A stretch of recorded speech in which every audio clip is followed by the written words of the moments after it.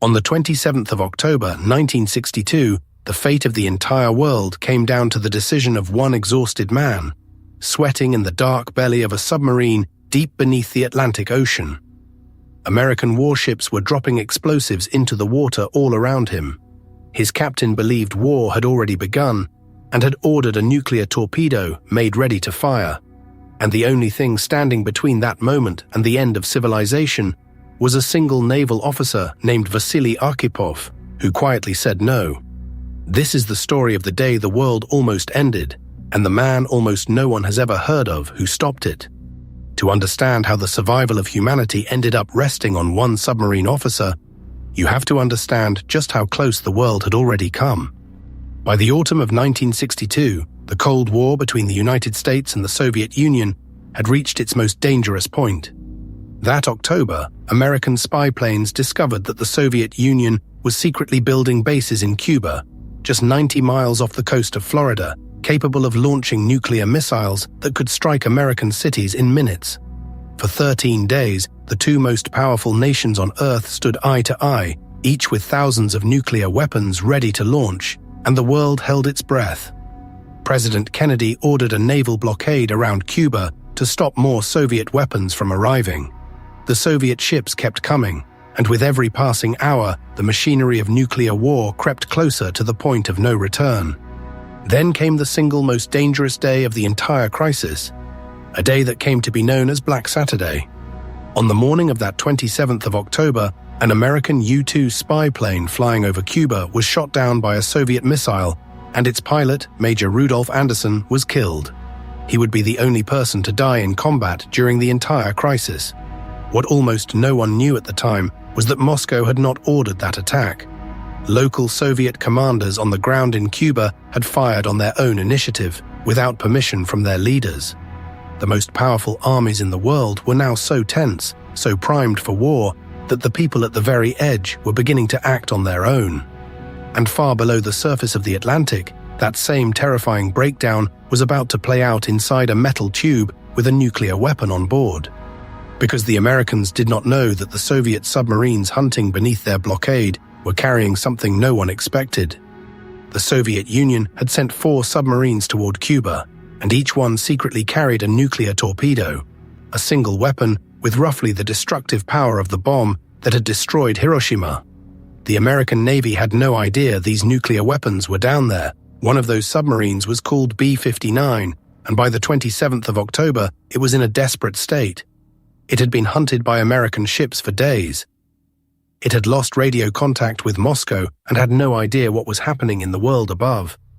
The air conditioning had failed, and temperatures inside the submarine had climbed past 50 degrees Celsius. The air was foul, the batteries were dying, and the crew was slowly being poisoned by rising carbon dioxide, some of them fainting at their posts. And it was into this nightmare that the American warships began dropping depth charges. The destroyers above had located B-59, and in an attempt to force it to surface, they began dropping small practice depth charges into the water around it, intended as signals, not as weapons of destruction. But the men trapped inside that submarine had no way of knowing that. To them, sealed in the dark and the heat, half suffocating and cut off from the world for days, the explosions hammering against the hull could only mean one thing. The war had started. The world above them was already at war, and they were under attack. The captain of B-59, a man named Valentin Savitsky, reached his breaking point.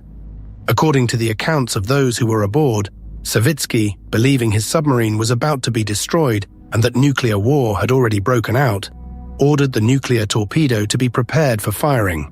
One officer later recalled him shouting that they would not disgrace their navy, that they would die but sink them all. If that torpedo had been launched, it would have destroyed an American aircraft carrier and the ships around it in an instant.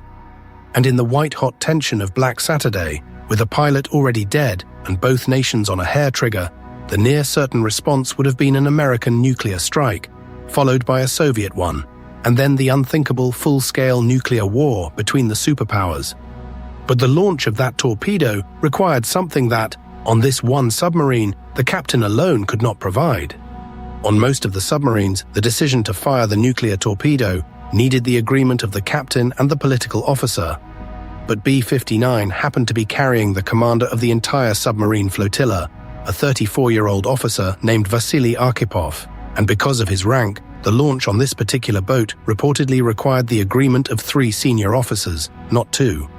The captain wanted to fire, the political officer agreed, and so the final decision, the decision that would determine whether the world saw another sunrise, came down to Arkhipov alone.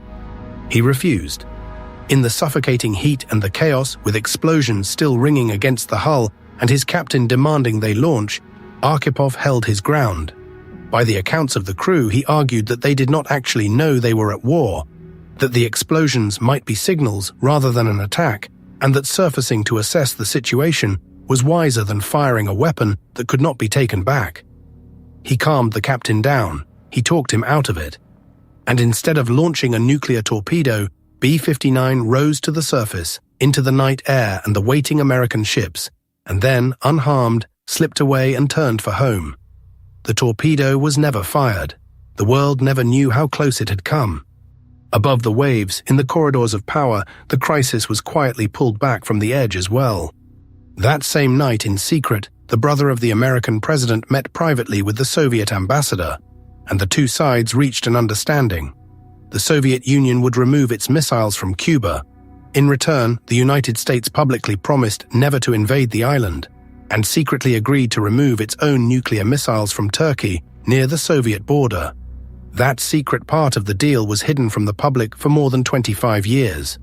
The missiles came down, the ships turned around, and the most dangerous confrontation in human history slowly came to an end, with the world never fully understanding just how many times, in those 13 days, it had nearly been destroyed.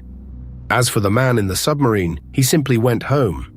Vasili Arkhipov returned to the Soviet Navy and lived a quiet life, and for decades almost no one outside a small circle knew what he had done. He died in 1998, largely unknown. It was only years later, as historians pieced together the declassified records and the testimony of the men who had served with him, that the world began to understand. On a day when generals were firing without orders and a captain was ready to start a nuclear war, one calm voice in the dark had refused, and in doing so, may have saved hundreds of millions of lives.